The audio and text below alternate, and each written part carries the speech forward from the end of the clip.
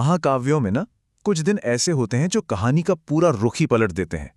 आज हम रामायण के ऐसे ही एक दिन की बात करने वाले हैं। राम के वनवास का वो 18वां दिन, जो शायद पूरे ग्रंथ का सबसे दुखद और सबसे निर्णायक दिन था।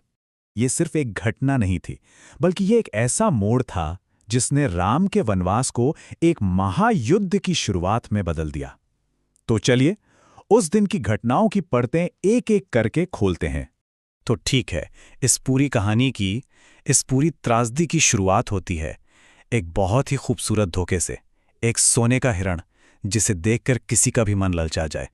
देखिए, ये कोई आम हिरण नहीं था, ये था राक्षस मारीच, जिसने रावण के कहने पर एक चमचमाते सुनहरे हिरण का रूप ले लिया था। और उसका मकसद सिर्फ एक था, राम को उनकी कुटिया से दूर, बहुत दूर ले जाना।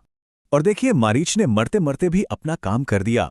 उसकी वो झूठी चीख सुनकर सीता जी घबरा गईं और उन्होंने लक्ष्मण को मजबूर कर दिया कि वो अपने भाई की मदद के लिए जाएं। और बस इसी के साथ कुटिया की सुरक्षा का जो घेरा था वो टूट गया। अब कुटिया खाली थी और सीता अकेली, और यहीं से कहानी का सबसे स्याह, सबसे अंधकारमय अध्याय शुरू होता है, जब रावण की एंट्री होती है। रावण सीधे अपने असली रूप में नहीं आया, नहीं, वो एक कपटी मुनि, एक साधु का भेष धरकर आया और आवाज लगाने लगा, ओम भवती भिक्षाम देही। उसका इरादा नेक नहीं था, उसका इरादा तो कपट से भरा हुआ था। और यहीं पर एक बहुत बड़ा सवाल खड़ा होता है। हम सब ने लक्ष्मण रेखा के बारे में सुना है ना? लेकिन जैसे ही सीता जी भिक्षा देने के लिए आगे बढ़ीं, क्या उन्होंने सच में कोई रेखा पार की थी? आइए देखते हैं कि असल ग्रंथ इस बारे में क्या कहते हैं। ये बात बहुत ही दिलचस्प है कि महर्षि वाल्मीकि की जो मूल रामायण है उसमें लक्ष्मण रेखा का कोई जिक्र ही नहीं है। लक्ष्मण तो सीता को वन देवताओं की सुरक्षा में सौंपकर चले जाते हैं। ये रेखा वाला जो आइडिया है ये बाद के संस्करणों में, जैसे कृतिवास रामायण या रंगनाथ रामायण में जोड़ा गया। तो सवाल उठता है कि ऐसा किया क्यों गया?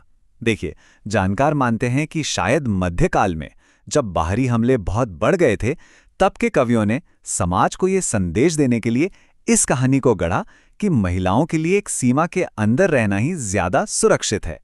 तो रेखा थी या नहीं थी, छल तो हुआ।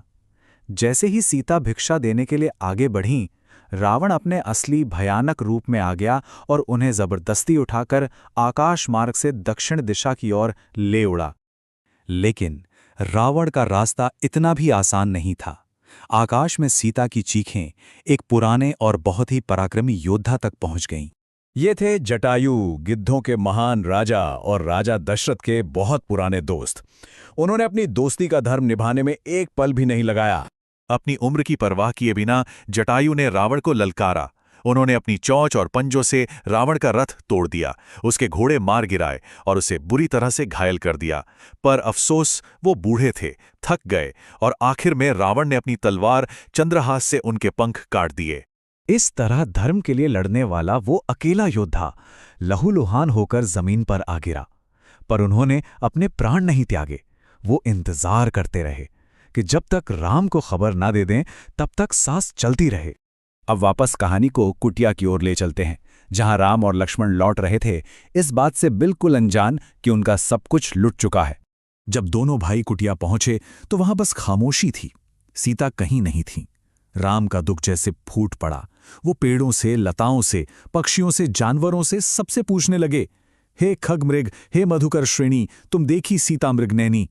सीता को ढूंढते ढूंढते उनकी नजर खून से लथपथ जटायु पर पड़ी। पहली नजर में तो राम को लगा कि शायद यही वो राक्षस है जिसने सीता को खा लिया है, और उन्होंने गुस्से में अपना धनुष उठा लिया। लेकिन सच सामने आने में ज्यादा देर नहीं लगी, और ये वो पल था जब उस दिन की सबसे बड़ी त्रासदी सबसे बड़े सम्मान में बदल गई। मरते मरते जटायु ने राम को पूरी कहानी बताई। उन्होंने बताया कि लंका का राजा रावण सीता को हर कर दक्षिण दिशा की ओर ले गया है, और ये सबसे जरूरी खबर देकर उन्होंने राम की गोद में अपने प्राण त्याग दिए। राम के लिए ये सिर्फ एक पक्षी की मृत्यु नहीं थी। उन्होंने जटायु को अपने पिता राजा दशरथ के बराबर का सम्मान दिया और अपने हाथों से उनका अंतिम संस्कार किया। एक ऐसा पुण्य काम जिसने उस महान आत्मा को मोक्ष दिलाया। ये कहानी यहाँ खत्म नहीं होती, बल्कि समय के साथ साथ इस शक्तिशाली कथा में कई नए पहलू जुड़ते गए, जो आज भी हमें बहुत कुछ सोचने पर मजबूर कर देते हैं। एक बहुत ही दिलचस्प विचार है, माया सीता का।